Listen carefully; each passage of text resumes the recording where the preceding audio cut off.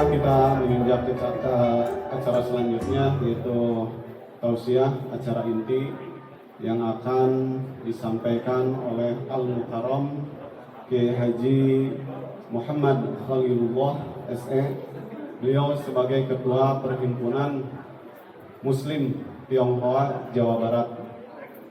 Baik, kita hadirkan hati kita supaya khusyuk apa yang nanti disampaikan oleh beliau menjadi ilmu buat kita semua, dan mudah-mudahan kita bisa mengamalkannya.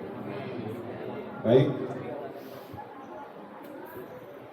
untuk waktu dan tempat kami persilahkan kepada Pak Kiai.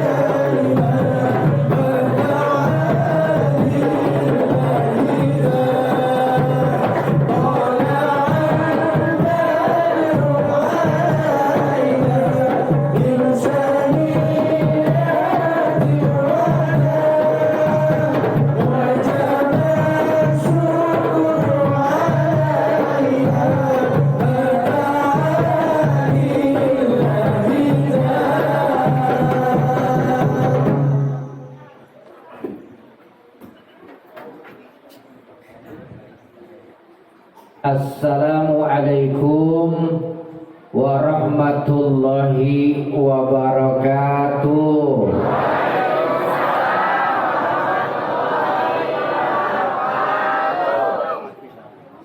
Assalamualaikum waalaikumsalam warahmatullahi wabarakatuh.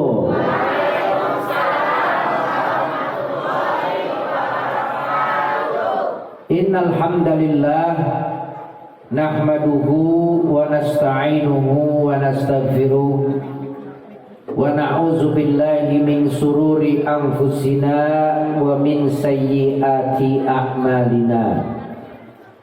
May yahdihillahu fala mudilla lahu wa may yudlilhu fala hadiyalah. Ashhadu an la ilaha illallah wahdahu la syarikalah wa ashhadu anna Muhammadan abduhu wa rasuluhu la nabiyya ba'da. Allahumma salli wa sallim wa barik ala sayyidina wa maulana Muhammadin wa ala alihi wa sahbihi ajma'in, amma ba'd. Faqala Allah Ta'ala fil Qur'anil Karim, a'udzu billahi minas syaitanir rajim, bismillahirrahmanirrahim. Laqad kana lakum fi rasulillahi uswatun hasanah liman kana yarjullaha wal yawmil akhir wa dzakarallaha katsira. Al-ayat. Wa qala Rasulullah sallallahu alaihi wasallam, innama bu'itsu li utamima makarimal akhlaq. Sadaqallahul azim wa sadaqa rasulillahi ajma'in wa nahnu ala dzalika minasy syahidin, amma ba'd.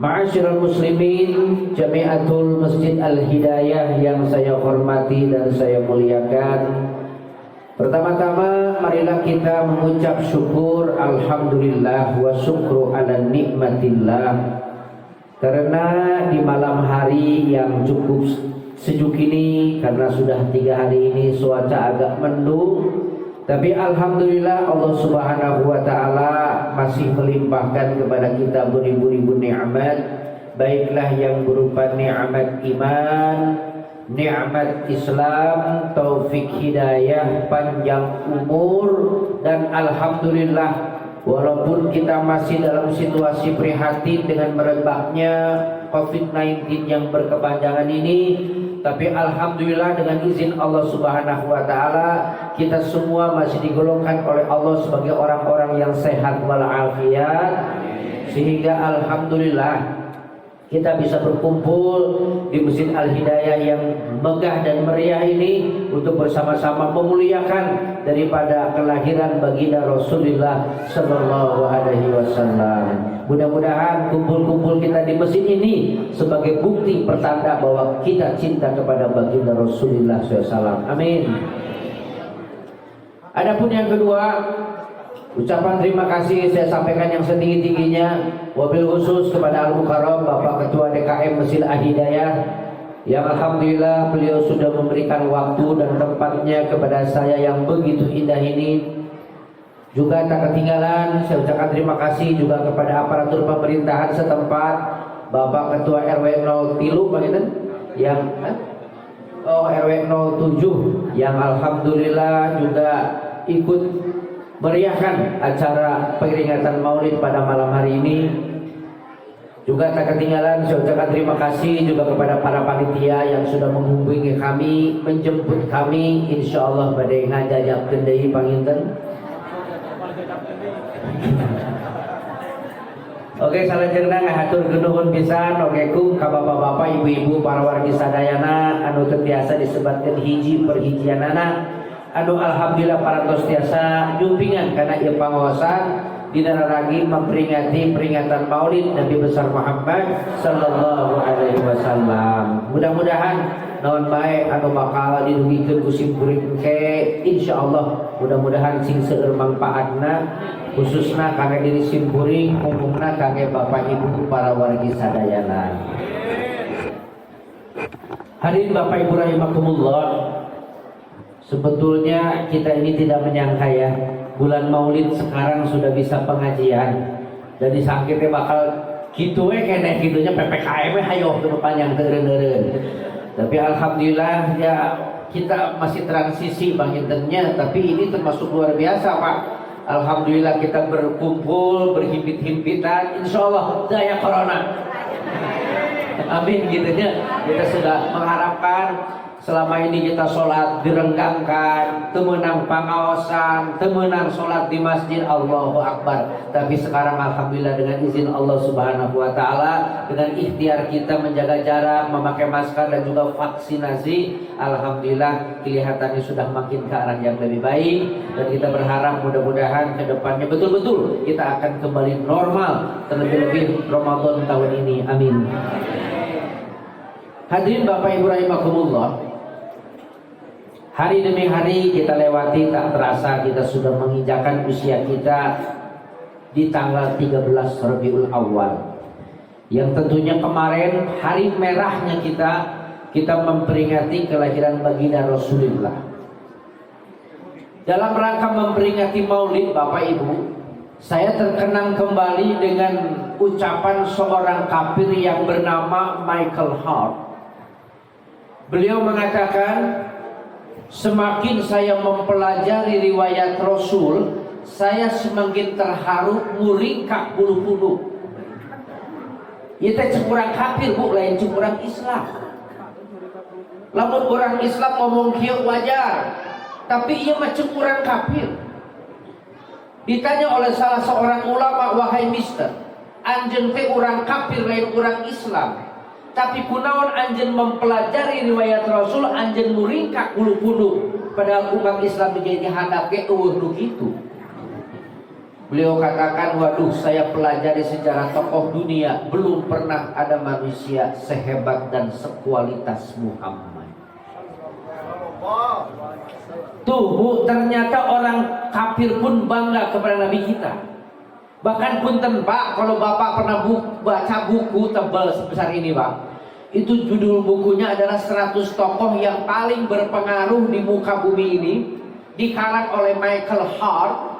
Dia tulis ranking pertama Muhammad Sallallahu Alaihi Wasallam, Tuhannya sendiri Yesus Kristus nomor 3. Betul Pak, di buku itu ada Thomas Alva Edison, ada yang namanya Albert Einstein, tapi dia tulis nomor 1 adalah Muhammad Sallallahu Alaihi Wasallam. Jadi secara objektif apa adanya, orang kafir pun mengakui kebesaran baginda Rasul. Apa hebatnya Nabi kami, mister? sehingga Anda sebagai orang kafir begitu bangga kepada Nabi kami? Yang pertama, beliau katakan, dalam sejarah dunia ini belum pernah ada manusia yang sanggup menyebarkan agama, yang sanggup menyebarkan ideologi dalam tempo hanya 23 tahun saja. Belum pernah. Nabi Ibrahim ngadawakan Islam hampir 1000 tahun ke Bani Israel. Gagal. Nabi Nuh mendakwakan Islam untuk kaumnya, tidak berhasil. Bahkan kaumnya dihancurkan dengan air bah. Bahkan anaknya sendiri Kan'an pun tidak mau beriman kepada Allah. Nabi Isa alaihissalam menyebarkan Islam 30 tahun ke Bani Israel, gagal. Bahkan beliau difitnah jadi anak Tuhan Yesus Kristus yang mati di kayu salib, anu baheula musim kuring disembah.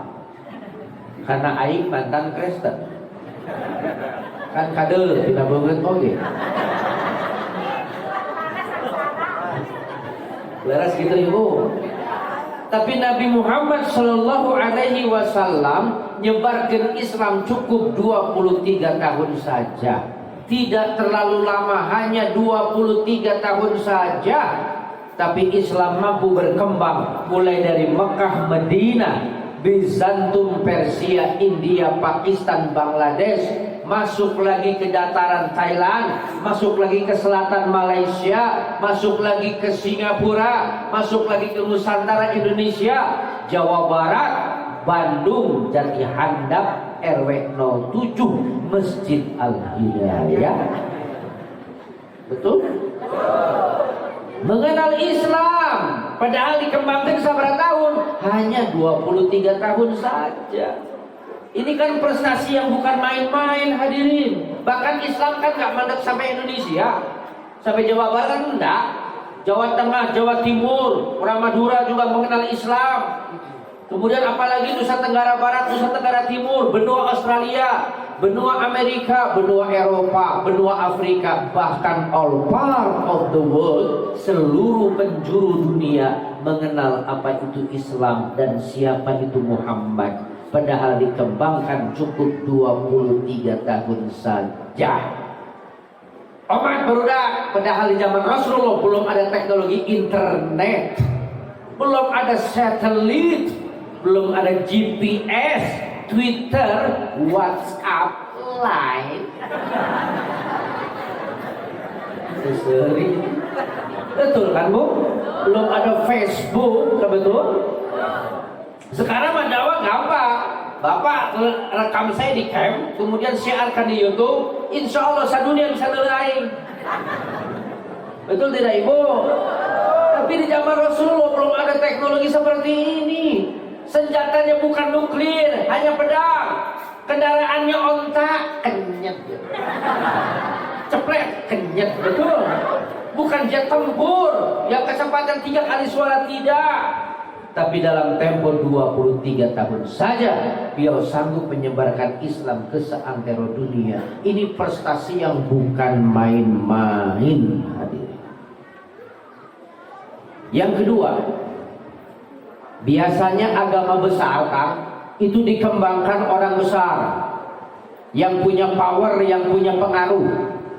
Contoh, agama Kristen itu dikembangkan seorang raja, namanya Raja Konstantin dari Konstantinopel. Itu raja Romawi kuno, abad keempat.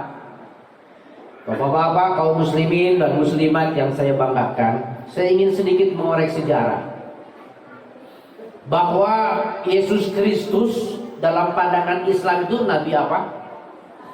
Nabi Isa alaihissalam, membawa kitab Injil. Kita tidak pernah menghina Yesus kok, kita hormati Yesus sebagai Nabi Isa.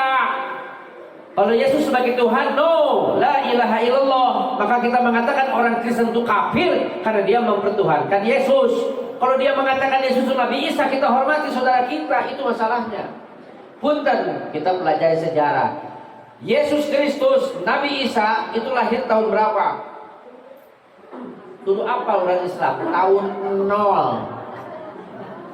Kita hidup sekarang 2021. Berarti kelahiran Nabi Isa tahun 0. Nabi Isa itu kan dalam agama Kristen dikenalnya apa? Mesias, sang juru selamat. Jadi Mesias itu Masehi. Kita tahun 2021 Masehi. Fir'aun hidup 2000 tahun sebelum Masehi. Berarti sebelum kelahiran Isa. Paham? Nah inilah hadirin rahimakumullah. Pada saat Nabi Isa itu disalib, ini Quran yang bilang. Sebab bilang Injil, Quran yang bilang pada saat Nabi Isa itu disalib, maka para ahli kita berbeda pendapat. Itu yang disalib itu adalah Yesus Kristus Tuhan kita. Bukan. Yang disalib itu adalah Yudas Iskariot sang pengkhianat. Bukan, salah kau. Itu yang disalib itu Nabi Isa. Mereka berbeda pendapat. Itu Quran. Maka pada abad ke-6 lahirlah Muhammad sallallahu alaihi wasallam untuk meluruskan kesalahan mereka. Itu sejarah. Jadi kenapa saya masuk Islam? Ya jawabannya di Quran, karena Quran yang menerangkan siapa Yesus Kristus sebenarnya. Kan orang bentar baca. Teraskan Bu, Pak. Agama Buddha itu dikembangkan raja, namanya Raja Asoka. Agama Persis dikembangkan Raja Cyrus. Tapi punten Islam dikembangkan oleh seorang anak yatim piatu. Miskin papa teu sakola. Leres, beliau bukan profesor, doktor, insinyur, ahli manajemen kepemimpinan, bukan. Tapi beliau sanggup memimpin agama besar. Dan yang sangat menakjubkan Kang, walaupun beliau sudah 1450 tahun yang lalu meninggalkan kita semua, tapi kemuliaan nama beliau, keagungan nama beliau masih kita agung-agungkan bersama. Inilah pemimpin abadi. Lain Pak, kalau pemimpin dunia itu diakui kebesarannya, dipuja-puja pada saat sedang berkuasa. Laras itu? Geus pensiun mah geusan. Ya contoh. Bapak seorang jenderal kepala staf angkatan darat, jenderal berbintang 4, dia datang ke Bandung menemui Pangdam 3 Siliwangi. Dari Jakarta pakai mobil mewah Pajero, berjajar 8 mobil pakai 4Rider. Betul? Tidak ada lampu merah. Ditanya Pak Jenderal, bagaimana jalanan Bandung Jakarta? Lancar. Bagaimana Pak Jenderal Bandung itu? Lancar. Bagus itu kota Bali, kota Madia Bandung mengatur lalu lintas. Udah KPG kosong gimana mah.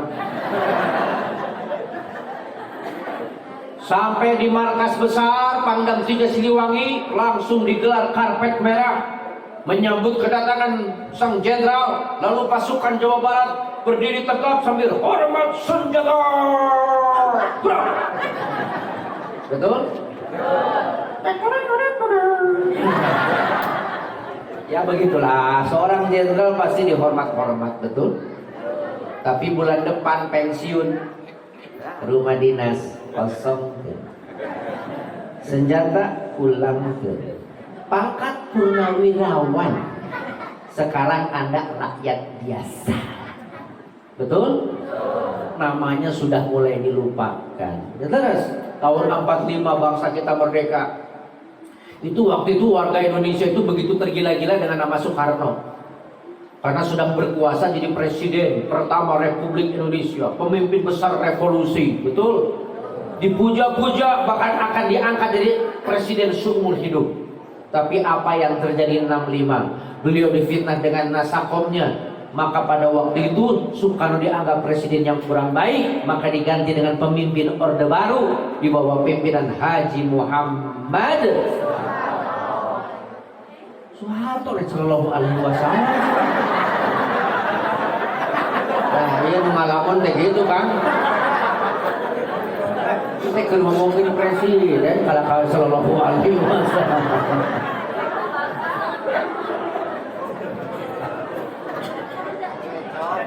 Terusnya Pak Haji Muhammad Soeharto. Nama Soeharto kan diangkat tinggi-tinggi, nama Soekarno mulai dilupakan karena presidennya Soeharto. Bapak Jenderal yang murah senyum, Bapak swasembada pangan, betul? Masya Allah. Kemudian beliau diulang, dipuja-puja, dielulukan, sampai sagalage harita emut Pak, sagalage kudu koneng. Mungkin ibu-ibu yang usia 50 tahun ke atas ngalaman, tak sagalage kudu koneng. Kamu tak beli apar, sorban koneng, dekrit koneng, tiung koneng, sang koneng, tai-tai punten.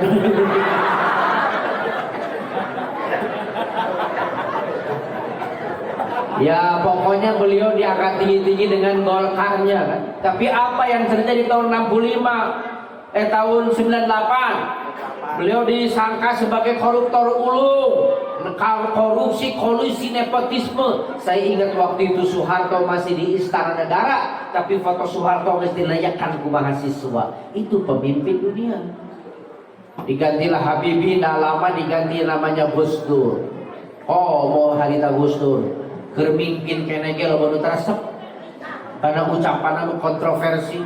DPR A sorangan C, manena hayang teh DPR J, kan liur hari itu teh pas saya antara DPR jeung presiden teh. Akhirnya digantilah sama namanya Megawati. Megawati jadi presiden di demo, awewe teu menang jadi pemimpin, ganti lagi SBY. SBY yang dipuja-puja. Ayeuna mah nyokon. Betik-betik nyokoi. Ngahina Jokowi penjara sia, ngeritik Jokowi penjara sia. Masya Allah. Nah inilah hadirin rahimakumullah. Itulah pemimpin dipuja-puja sedang berkuasa, tapi lain dengan baginda Rasul. Beliau sudah pupus, lain pensiun, parantos pupus, jembasan iman tilar dunya. Masya Allah. Lami 1450 tahun yang lalu, tapi kemuliaan nama beliau, keagungan nama beliau sampai detik ini masih kita agung-agungkan bersama. Ini pemimpin abadi. Faham Bapak? Pemimpin dunia mana? Oh, ibu orang Bandung cik punten tapi bare tumaros tahun 5 genep wali kota Bandung saha? Teu nyaho. Udah ini kamu museum, nggak arek maca tahun sekian. Laras gitu, itulah pemimpin dunia. Tapi lain dengan Rasul 1450 tahun meninggalkan kita semua, tapi keagungan nama beliau sampai saat ini terus masih kita bangga-banggakan. Ini pemimpin abadi. Yang ketiga, kata Michael Hart, saya tidak terlalu bangga. Bu, tidak terlalu bangga, bukan tidak bangga. Tidak terlalu bangga. Tidak terlalu takjub andai kata Rasul diutus ke negara ente Indonesia. Loh, Mister, apa bedanya negara Indonesia dengan negara Mekah, Arab? Beda jauh. Di Indonesia, negara ente, jangankan seorang Rasul diutus, Ustadz saja diutus sudah dihormati como Rasul. Coba Ustadz mah diutuskan panitia, Assalamualaikum Ustadz, manawi aya wakos abdi bade ngayakeun muludan di Masjid Jati Handap. Insyaallah Pak abdi bade ngalawakeun waktu sangge ceramah di Masjid Akang. Eta panitia pemuda teh cium tangan. Nuhun Pak Kiai. Dina kasogian Pak Kiai masih ceramah dina waktosna, engke dina waktosna dijemput ku abdi Pak Kiai. Pada tanggal yang bersangkutan datanglah panitia undang menjemput Kiai. Pak Kiai atau siap atos mangga atuh urang calik pangpayuna dipangmukakeun pantona. Make kijang super nasional. Bolanya mobil tepang ka Garut, ka Tasik, ka Jati Handap, ka mana we? Sampai tempat pengajian ku bageurna ibu-ibu tadi, Masya Allah, Ustaz Wilujeng Sumpi mangga atuh tuang heula. Aya nyuguhan sate ayam da orang Madura. Aya nyuguhan soto Madura. Alhamdulillah. Beres Ustaz makan soto jeung sate, langsung Pak Kiai mangga urang ka pangaosan pangaosan bari dikawitan. Dikasih sound system yang menggelegar. Leueteun ge susuna aya nu bodasna. Ustaz memberikan ceramah disambut dengan senyuman manis. Bapak-bapak, ibu-ibu, beres ceramah tuh aya besek dahar deui wae nyatu. Masya Allah, beres makan Pak, abdi pada uih di ka Antapani, da enjing aya pangaosan kedah istirahat, naon cek panitia, mak mana bakakak hayam keur ajengan. Eta aya kue cucur, kue cincin, ali agrem, burayot, eta keneh gitu nya. Dilebetkeun kana dus, dibawa ka imah kiai, disangakeun oleh-oleh, dan yang terakhir ulah hilapnya salam tempel.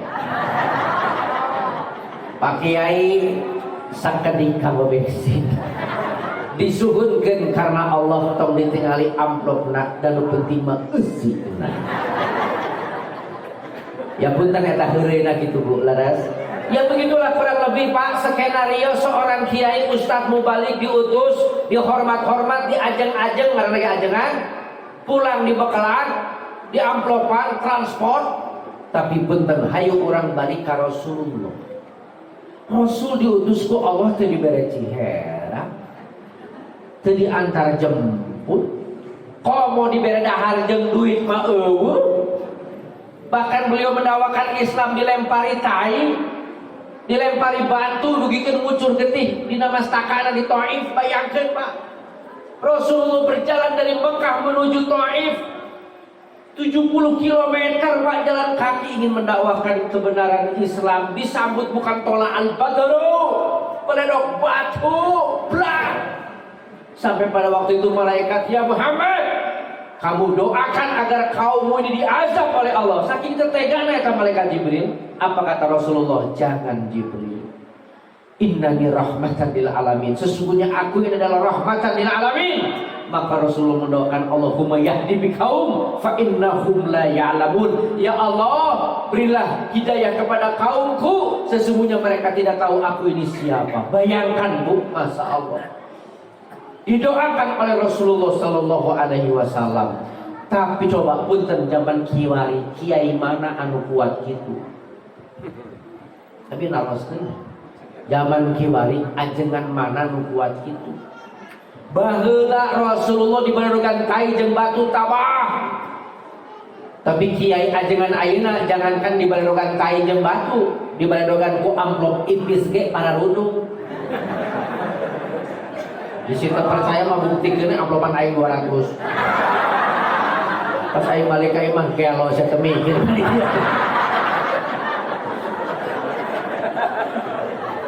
Ya, ya mah geureun tapi nyaan betul tidak Ibu? Ini mah realita. Makanya saya suka heran Pak kalau kiai-kiai sekarang ditarif Allahu Akbar. Termasuk banyak panitia ustad bade naroskeun sabaraha ipekahna, sabaraha ujrohna. Har ari bapak urang mah nyarioskeun syiar Islam lain nyarioskeun bisnis. Lamun nyarioskeun bisnis bener bapak bade ngical kijang super sabaraha? 70 juta. Bener ari menang kiai sabaraha? Salah nu nanya. Leres teu Bu?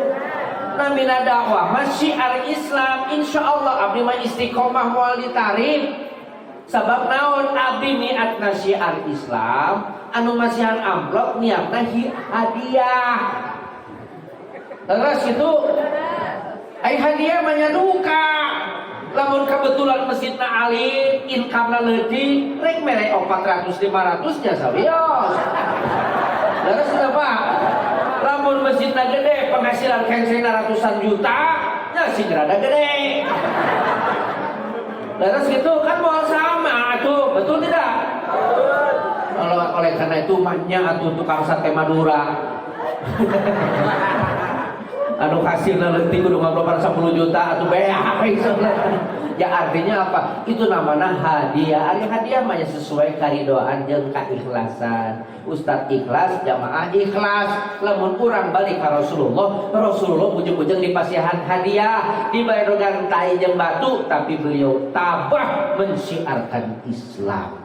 Tapi dalam tempo 23 tahun saja beliau sanggup merubah bangsa Arab jahiliyah menjadi bangsa Arab yang bermoral. Beliau sanggup merubah bangsa Arab yang musyrik menjadi bangsa Arab yang bertauhid. Dan dari situlah Rasulullah membina para sahabat dengan keimanan dan ketakwaan, ditanamkan semangat jihad akhirnya Islam berkembang sampai ke Eropa, ke utara sampai ke Eropa, ke selatan sampai Afrika, ke barat sampai Amerika, ke timur sampai Indonesia, bumi tercinta. Ini